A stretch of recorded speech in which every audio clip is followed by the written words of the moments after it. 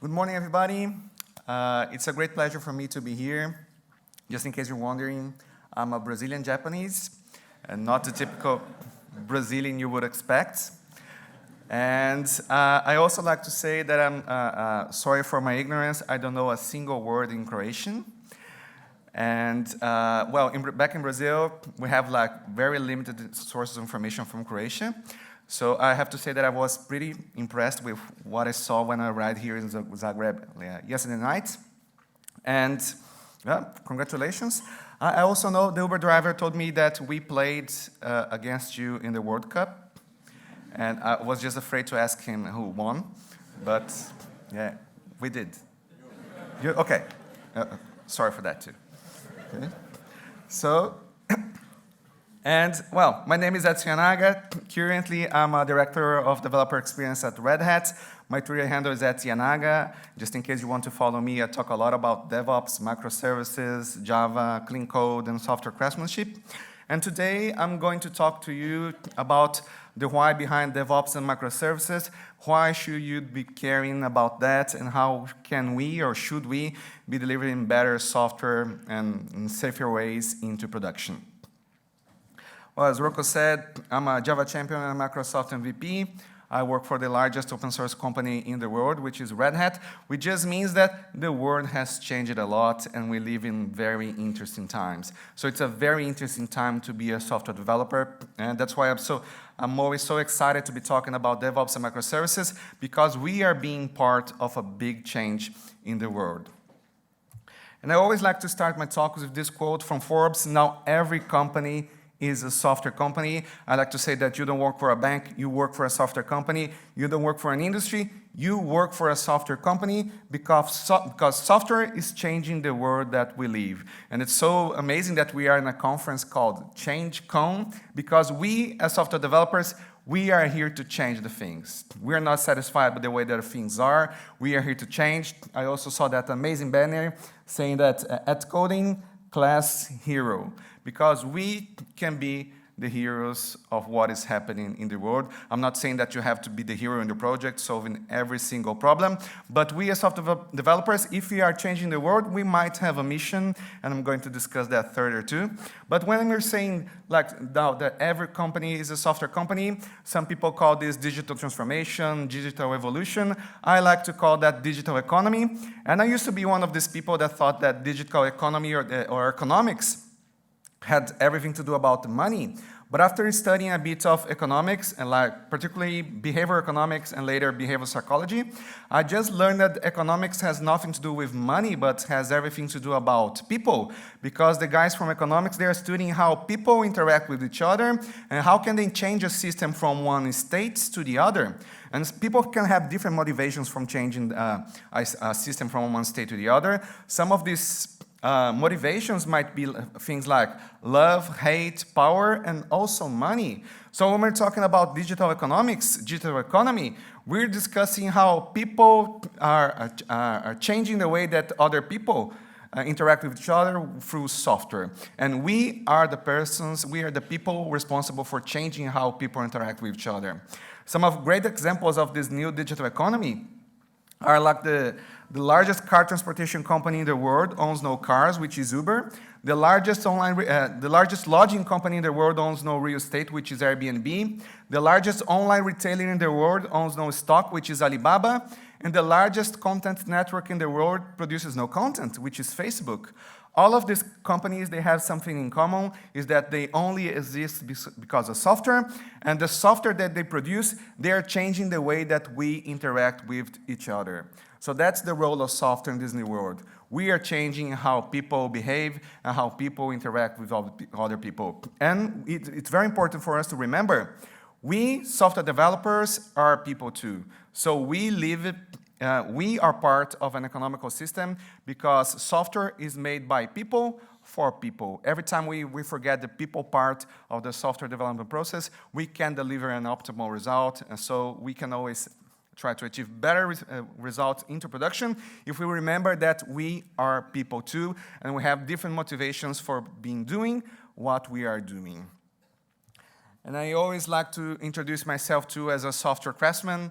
And if you ever heard about software craftsmanship, you know that we have different definitions for that. But the best definition I had for a software craftsman or craftswoman is that is somebody that that he or she cares about his or her job. So we care about the things that we do, the software that we do. We care about what the quality of the code that we do, and most importantly, we care about the impact that our code has in other people's lives. Because we know we can change people's lives for the better or for the worse, because we know that we can make people miserable with the code that we deliver into production, because we know that feeling of being miserable when we use software that is not up to our expectations. So we can make this choice. And some years ago, I was in a very bad moment in my life, and I decided that I needed something to hold, to keep being a software developer, because I thought that, well, it wasn't worth to keep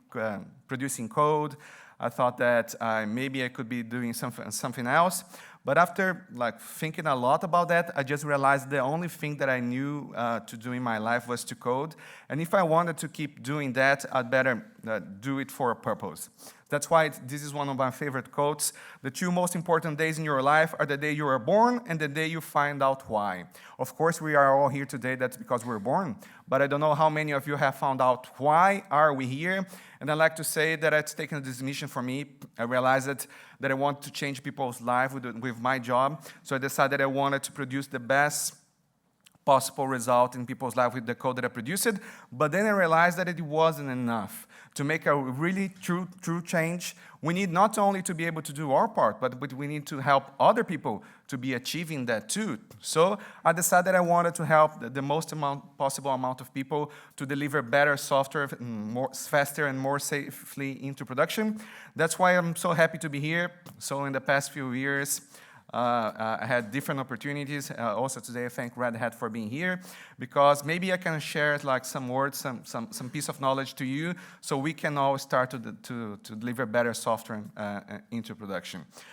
And I don't expect you to find well, the reason for me to be being alive, the legacy that I want to leave, is to produce better code. But I hope that everybody can find their why.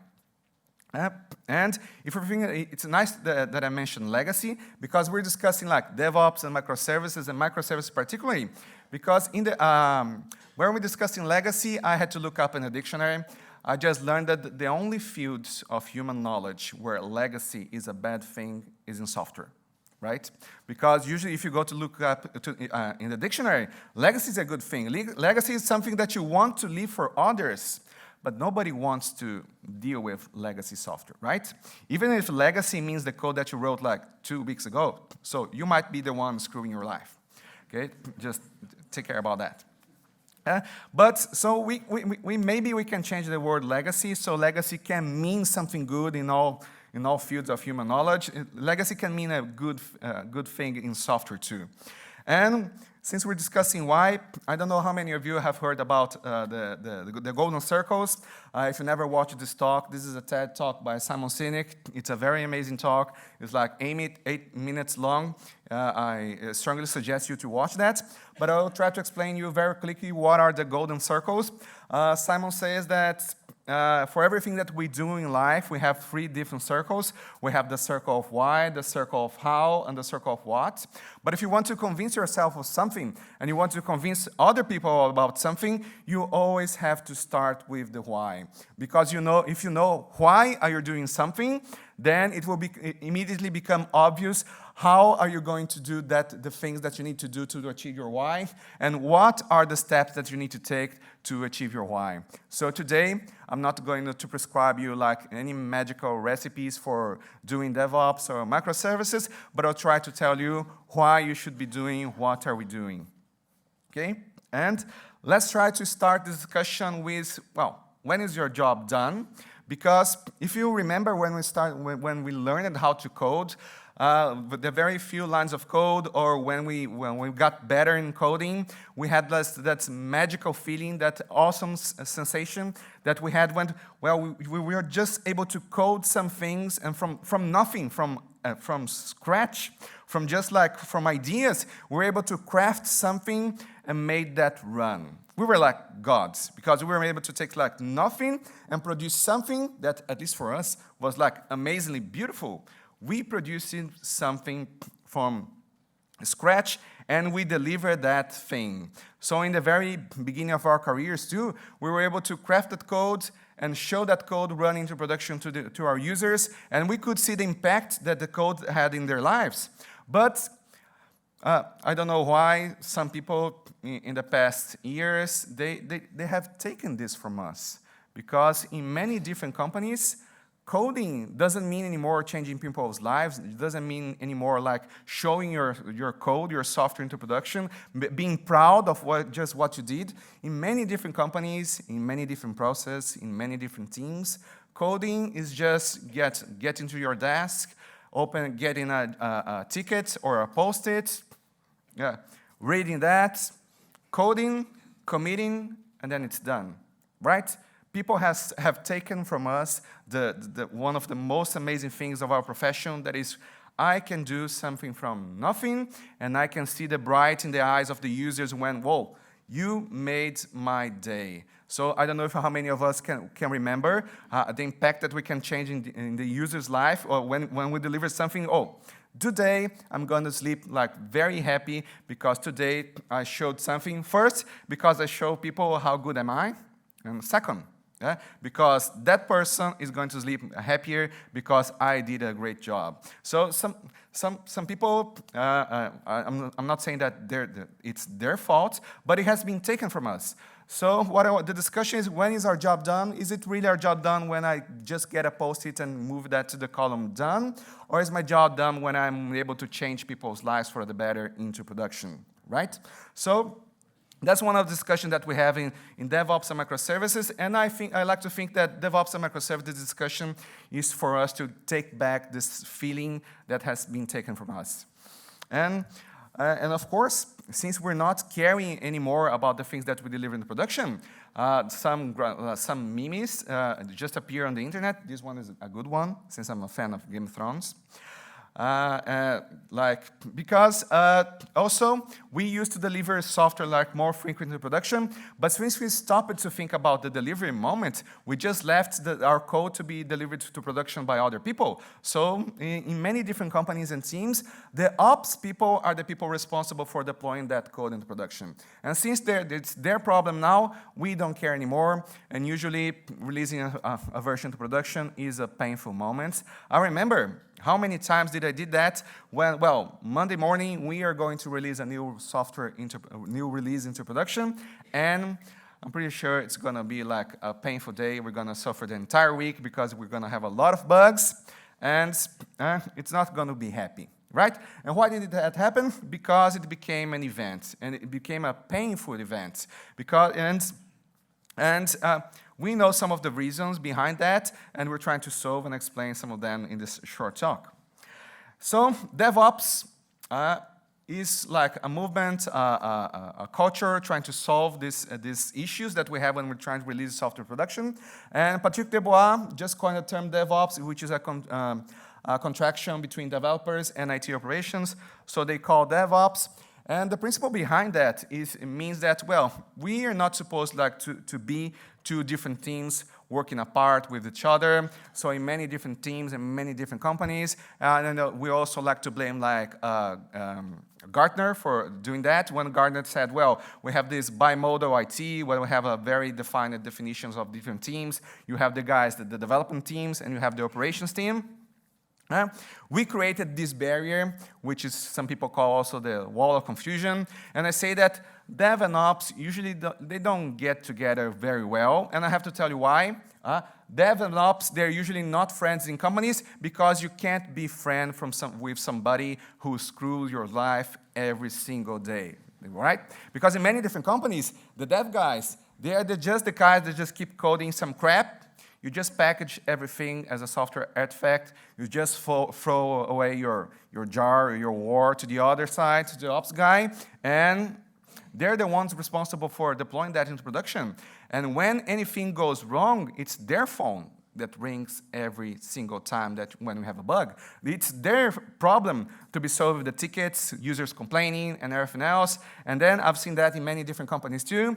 And then the ops guys complain to the dev guys, oh, but it works on my machine, right? So we are experts on giving this kind of excuse.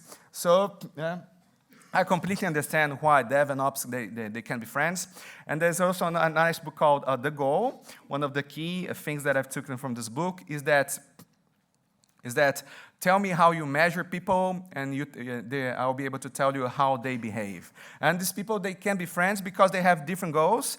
Developers are responsible for change. The developers are responsible for delivering new features into production. So they need to break things to make improvement for new things. And the ops guys, they're responsible for keeping the things running. And the best way for you to keep things running into production is don't touch, right?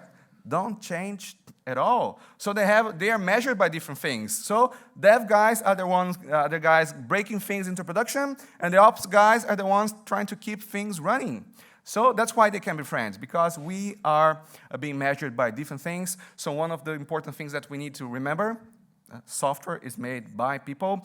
So the only way for dev and ops to be friends, to be really trying to work on something together, to deliver this better experience into production, is to make them measured by the exactly same goals. So both dev and ops, they shouldn't be measured by change and by keeping things running. They should have a common goal. Usually in the most successful, like full DevOps teams, they have a common goal like, well, we need to monitor these business metrics into production, so if anything goes bad into production, it's fault from both the dev and ops team, and they're working together to try to improve their metrics, because that's the thing they're being measured from. Okay? Another nice meme that I said from like the works on my machine is that work fine in dev. Ops problem now, it's not my problem anymore. I committed the code, yeah. The QA and the product manager said it's okay. Yeah, fuck ops, I don't care. Yeah, because I'm the one going to Friday, 6 p.m. home. I'm going to have a very nice weekend. Yeah, I don't even know how you're going to deploy that in production, and I have a nice story to tell about that too. Okay? And if we were discussing this thing about DevOps, the DevOps people like to talk about the lead time. If you ever use something like Kanban, you know that lead time is an important measure. And one of the ways that people measure lead time is like from the time that you take from getting your issue from like the to-do column until you take the issue to the done column, and done can mean different things. That's what we discussed before. But for me, the true lead time is from the time that somebody has like a business idea. Well, maybe if we do that, we can improve people's life for the better. I'm not saying that we shouldn't be making money with that, because that's a completely different thing. We need money for our lives. But I'm just saying, well, maybe I had this idea. How much time can I take to take this idea to impacting users into production? For me, that's the real lead time. And if you see, the concept of having an idea and testing that into production, it quickly comes from the scientific method, because as software developers, what do? Usually you face a problem, so quickly when you face a problem, you try to create some hypotheses. Well, maybe I can solve this problem with this, and this approach. Quickly you just discard some of them. This is not going to work, this is going to take a long time. Well, maybe one of these two might work, but the only way for you to be sure if your hypothesis is true or not is to transform that hypothesis into code and deliver that into production, right? So the lead time is important for us to shorten the lead time, because we as humans, we have a very limited capability of holding context in our minds, and context means the amount of information that we are able to process to establish a correlation between I'm doing this and I'm getting this result into production. So if anybody gives you, well, I have this business idea, I don't know if it will perform better into production or not. If we take like 6 months to get the idea into production, when we are able to deliver that code into production, we don't even know why we did that. And sometimes we blame business people, but they're just asking crap things for us. Nobody will be using that into production. And I have to tell you, if we take 6 months to deliver anything into production, all of the things that they're going to ask us are crap, because when we have the result in production, they don't even remember why they asked that. Okay? And the same things happens to us. Well, I have a bug, I need to solve that. If you code now and you deliver that code 6 months later, you can't establish a correlation. Well, when your code reads into production, you have no idea what are the things that you had in mind when you coded that thing. So we need to shorten that. And the technical term that we have also in DevOps world for this is what we call the feedback loop, which most of you have already heard about. The feedback loop is an essential thing in most of the human activities, because that's how we learned how to talk. We needed a feedback loop from the audio feedback. We needed feedback from our parents, from our grandparents, if we were producing the right sounds to make some words. We also, when we're talking about feedback loop, that's how we learned how to ride a bicycle. And at code, the feedback loop is very important, because like in the past, if you think about all of the major revolutions that we had in the software development process world in the past 20 or 40 years, they all had to do with the feedback loop. In the past, we just had like our blue screens with some yellow fonts, and we used to have to type our code. We used to have to think very carefully about the name of the variables if we were typing the things correctly, because we have to sometimes hit a key and wait for our code to compile. So we took at least my first Java project, it was in 1997. Maybe it's close my age, but not that much. I started very early, okay? And it took I've coded, and then used Notepad at the time to be coding my Java program. Then you just open a terminal, type javac. It took me like 35 minutes to be able to know if my code compiled. So you see, by the time the code compiled and I was able to run my program, I didn't even have any idea of what I did before trying to compile. So these days we have like modern IDEs. You're able to access if your syntax and even maybe your semantics is right in your code just by typing that. You have like online syntax highlighting. It improves the quality of our code. At least it enables us to have a better code quality. Also, when we created like automated testing, we were able to, instead of waiting for a testing team to tell us if our software didn't break anything else into production, now we're able to, on our own machine, just execute a build process, all of the tests was run automatically, and we're able to check, well, maybe this line of code that I changed is breaking other functionalities. I can fix that in my own machine before even committing my code for somebody else to test. Then we created things like continuous integration, which solved one of the hardest problems in the software development world, which is how do I coordinate work between many different people working on the same code base. So continuous integration used to be, integration of software used to be one of the things that were done only in the day of the release. And I have a very interesting story to tell about that. It happened in the largest Brazilian public bank. We don't have that many public banks, so maybe if you Google that, you'll be able to find who it is, but I can't say the name of the bank. So in this particular bank, it happened like many years ago, maybe almost 20 years ago. And how was the software release process? So they have like a huge team of developers, like 100 people working on the same code base. And at that time, they were still using CVS. And then people were committing the code. And if you remember CVS is not even atomic. You could commit files by half of the files, and you could just leave behind. If the programmer wasn't careful enough, he could just like ignore the message. Well, I committed the code, but I committed just half of it. So you had this team, everybody was committing the code. They were just like at most compiling their own codes on their machines. But if you remember too, at that time you had like EJB 1.0 or something. To test your code, you needed like a server, a very powerful server, and of course, you couldn't run that on your own desktop machine. So you always didn't even try to run the software in your machine. You just committed. It's someone else's job to try to test and run the thing. So the guys were committing, and they released the software every like 3 or 4 months, and people were committing code during 4 months and everything else. And the only day that they did the integration was the release weekend, right? So what happened? 6 p.m., everybody went home, and you had like 2 heroes. These guys were heroes. You had 2 guys from the ops teams. They were the guys responsible for deploying that thing into production. So what happened? They started the process of deploying things on Friday, 6 p.m., because everybody left. There were only 2 guys in the company. Okay, let's try to deploy the thing to production. First step, let's check out the source code from the repo. So they checked out the things, and they were very smart, very sharp. They created an Ant build script that was able to compile the code. So the first thing they did was the Ant package, and then tried to create a near file at the time. And to their surprise, the code didn't compile, because people were committing and nobody was checking if their code was working in the source code repository. But since they were very smart guys, the ops guys learned how to program in Java just to be able to deploy the software into production. But how much Java did they learn? They learned how to comment lines, okay? So what did they do? Let's compile the code. This file is not compiled. Okay, open it, comment the lines that are not compiled, and let's try it again.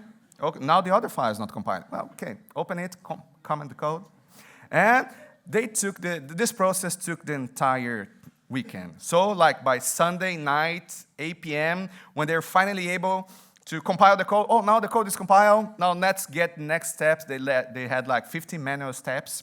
So copy these artifacts, put this, stop the server, something like that. And 10 p.m., we deployed the software in production. When everybody got to the bank on Monday morning, for some like strange and weird reason, the software didn't work, okay? So that's how integration was done 20 years ago. I don't know if anybody does that like these days, but hopefully not that way. And why? Because software integration is one of the hardest parts that we have in the software development world. And continuous integration tried to solve this problem of integrating other people's work into the code base by trying to integrate that more often. So instead of integrating your code just every 3 or 4 months, they're integrating the code daily. And I thought that this was a solved problem, but this year in March, I visited a country here in Europe. And I was talking to the lead architect of a huge project. It's a project for the local government. And I thought that, well, software integration, people don't do that like only on the release day anymore. I said, no, you're much more advanced than that. Because you're saying they were coding for the past 3 years, 25 different distributed teams, and the software is done. Now we just need to integrate the different parts of the software between the 25 different teams, and we still have 1 year for that. And the guy told me, we won't make it, because we won't be able to integrate all of the pieces in 1 year from 25 different teams. But I'm pretty sure we'll be able to deploy. And I said, how do you know if it's going to work? How often do you deploy? And I thought that some teams that I visited before, the worst case scenario that I've seen is like the team were deploying a software every year. And if you think about lead time, the things that you thought 1 year ago, you're deploying your code in production 1 year now. I thought that 1 year was a very long time, but they told me that they only release a new version of software every 4 years. They was saying, oh my God, every 4 years? How do you handle that? Oh, yeah, it's very easy. Yeah? Then I realized why they deploy software only every 4 years, because they work for the government. So they only deploy software after the election, before the next government assumes. Okay? Because if anything goes wrong, they might not be the ones hired to fix it. So it's very easy. To think about the software process when you're not the one running the software into production, right? Yeah, and well, you have many different countries here in Europe, so it's one of them. I can disclose who. And we were talking about integration. when we're talking, people say, why should we be doing microservices? You might have different reasons. The reason number one for doing microservices, people think, oh, now we can scale different parts of our software independently. I would like to say that very few companies, they have some such scalability issues for you to be able to scale independent parts of your system.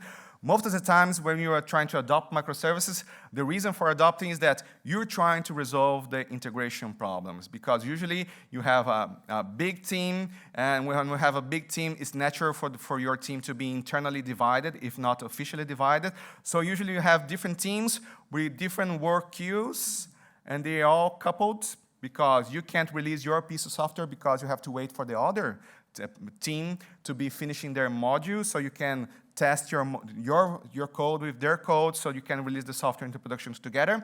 So when we start to create microservices, we are creating independently releasable artifacts. So basically, we're trying to create different work queues, so every work queue from different teams can release their software independently. That's the basic principle of microservice. So when we're trying to talk about microservices, the most important reason for adopting that is that we're trying to solve a people problem. We're trying to solve work queues problems, and not specifically scalability issues, because very few companies, and even fewer companies in the enterprise world, have scalability issues that should be solved by microservices. You have other ways of trying to solve these problems, okay? But if we think about, well, the feedback loop is very important because it improves the quality of the things that we deliver into production. The shorter the feedback loop, the better the quality, because we can establish the correlation between what I'm doing and the result that I get into production, okay? So I'll try to establish a very simplistic correlation with you. But first, I need to ask you a question. If we know that the smaller the lead time, the faster I release software in production, if I know that it's a good thing, why do we struggling doing that? So as an independent consultant before joining Red Hat, I always like to ask people, what prevents you from delivering faster? If you know that delivering faster is good, why don't you do that? And the number one excuse that I always received from all of the teams that I visit was that we can't deliver software faster into production because when we release software into production, we have too many bugs. We screw things into production, so that's why we can't deliver that. We have a lot of problems and anything. So let's try to establish a very simplistic correlation. I like to ask then, if your problem is bugs, what causes these bugs into production? And I like to say that the correlation that I want to establish, what causes bugs into production is changes. So where are the changes? You have changes usually in 3 different areas. You can have changes in your code, you can have changes in your data, and you can have changes in your environments. But since we're talking about development, about coding, I'll try to oversimplify this correlation. So I like to say that what causes bugs into productions are changes in code.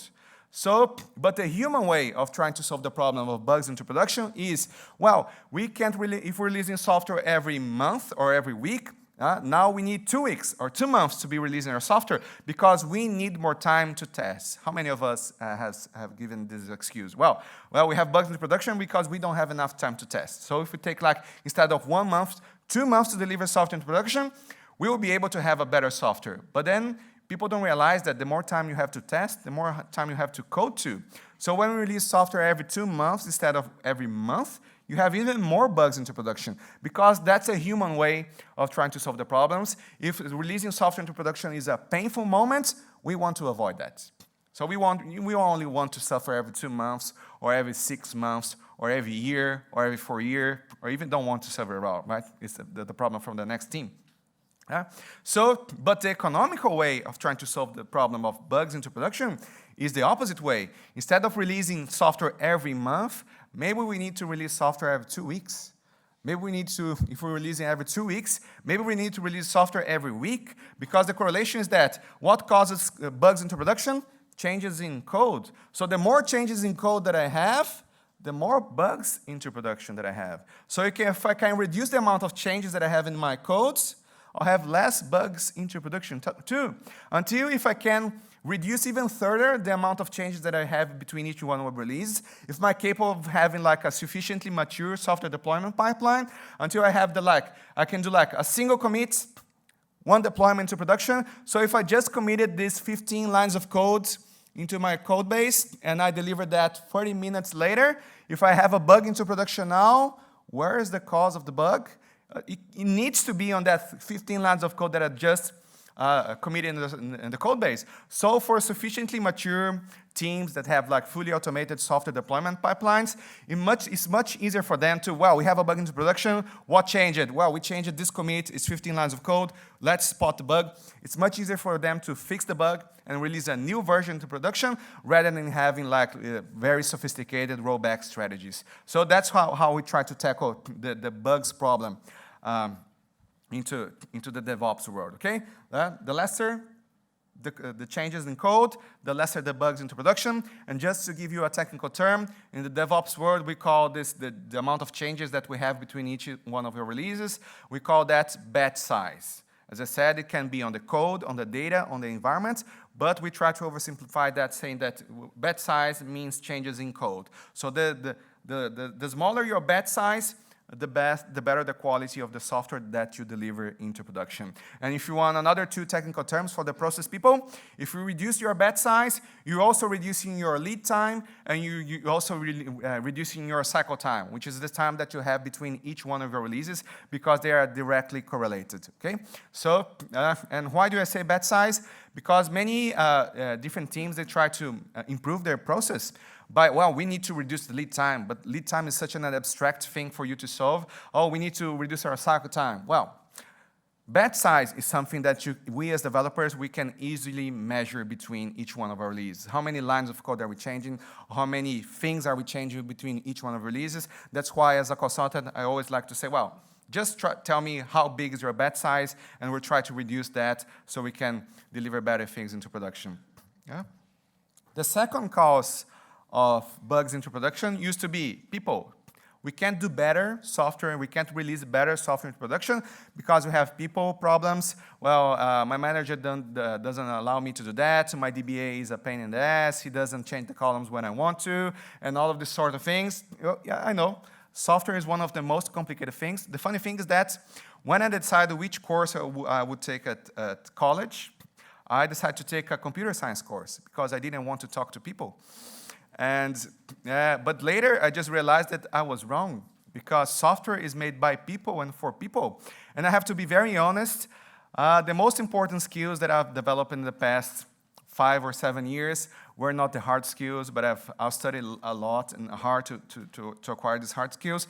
The skills that helped me the most the past like 7 years were the soft skills, because I just realized if you learn how to understand people and the motivations behind what people do, you are able to do a much better job. You are able to change what you do. You're able to change the environment in what you live, and you're able to see the impact in other people's lives. So if you can understand why somebody is asking for you to be doing that change in your software into production, you're able, instead of, well, just change this thing and deliver that, you're able to assess, well, why is he or she asking that? How can I, instead of delivering what is he or she asking, how can I really change the way that he or she behaves? Remember, we are with software, any kind of software is built upon a set of constraints. If we're able to just modify this slightly, the constraints that we have, we can change in an enormous way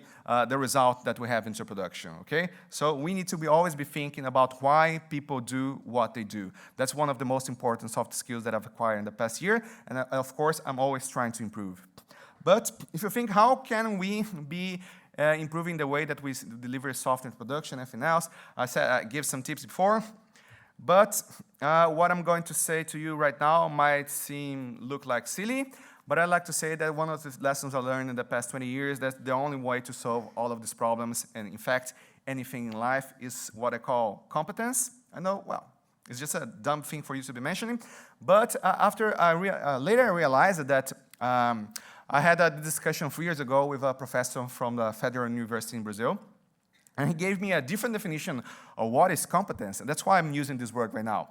I used to mistake competence with proficiency. Proficiency is your ability to be doing something well. And I thought that competence to be a competent person, meant to be a proficient person. But they later realized that competence comes from the Latin word competere, and it's also the same radical for competition. And people think that being competent means doing something well. No, competere in Latin originally meant improving together. Okay, so competere means you join together with your friends, your team, and trying to prove together to achieve something. That's the original meaning. Another meaning that they had for the competere word meant competing, but not competing against other people. Competere meant competing against yourself. So what is a competent person? A competent person is somebody who competes against he or she every day, and sometimes by the end of the day, he or she has won. Because if you sleep at night as a better person that were when you woke up, you are a competent person. So, as usual, as a consultant, I used to suggest people to make the changes in their lives, in their process, in their code, to achieve better results. And usually when people say, oh, we need to change something, they try to change a lot of different things at the same moment, and when things fail, of course they fail, because we always fail in something in our lives. When something fails, they just try to find people to blame instead of trying to ask us, well, what we did right and what we did wrong. But if you change a lot of things, it's very hard to establish a correlation. Remember, feedback loop? So the best way to improve to be a competent person is changing one small thing every day so you can easily establish a correlation between, well, I did this, I had this result. Well, this worked fine. Well, this didn't work well. Now you can access the things that you need to keep and the things that you need to get away from. Okay? So you need to be a competent person. And just to finish, I want to give you a word about technology. We're talking about ourselves and people and process, how to study, how to change the things, how to change the things that involve our daily lives. But I have to tell you a very quickly and brief word about technology. I want to say to you, well, we want to improve how we release software in production. And of course, technology is an important part of our lives. So let's see how technology evolves over time. First question, do you still create your own web framework? I think the discussion is done. We used to be discussing that 15, not done yet, not in the JavaScript world, right? Hopefully, well, at least in the Java world, if people are not still creating their own web framework. In the Java world too, do you still create your own ORM framework? Are you still creating your own Hibernate, your own JPA? We don't do that anymore. Do you still create your own persistent service? You still use like files, and you have to structure your files to be writing and reading information or updating that? No, everybody these days uses a database, right? You consume this thing, persistence, as a service. Because as best practice, because in the beginning you don't know how to do the things, you just keep popping up solutions, but after things evolve, you just move the things to layers below. So in the beginning, probably database, you just imported a library because you needed a persistent thing. But now when things evolved, well, now you don't have a library for a database anymore. Now you have that database server. You just consume the service out of box because that thing is a solver problem. Nobody's discussing anymore if it's a good thing to be using a database anymore. If you want to store something, some persistent state, you just use a database service. It doesn't matter if it's relational or something else. You just consume a service, right? So as technology evolves, we start to stop discussing these things, and we just assume it's a solved problem. We are going to consume that. And open source has a very important role in these things, because when you choose some technology to solve a problem, I like to say that, well, why should I choose an open source solution instead of a proprietary solution? Because no matter how big your company is, no matter how great your company or the other company that from your provider, no matter how great or how big your company is, outside innovation is always bigger than inside. You always have much more people thinking outside of your company or on that single company than inside. So the most important thing about open source is the ecosystem, right? How many people are involved in trying to solve that problem so we can improve? So, and in the discussion about DevOps and microservices, I have to tell you that we are not trying to discuss anymore how should I be doing blue-green deployments or canary deployments or this kind of deployments, because this is a problem that we solved like 5-7 years ago.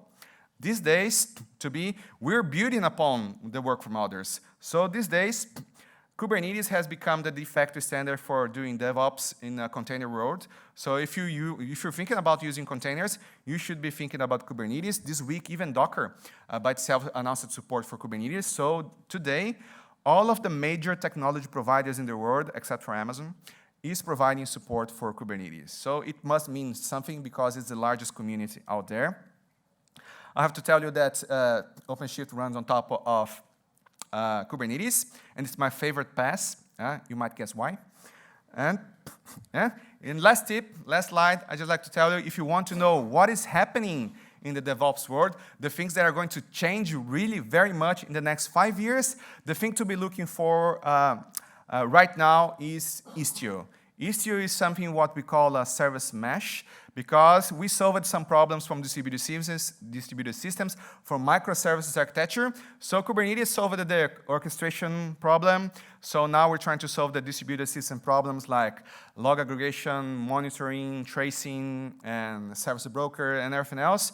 So Istio is the way that is being built to be solving this problem. So if you want to look something new, something cool, just take a look at Istio, okay? And that's what I wanted to tell you. All of this content I'm sharing at my blog at developers.redhat.com. If you want to follow me, my Twitter handle is @Yanaga. And again, thank you very much for being here.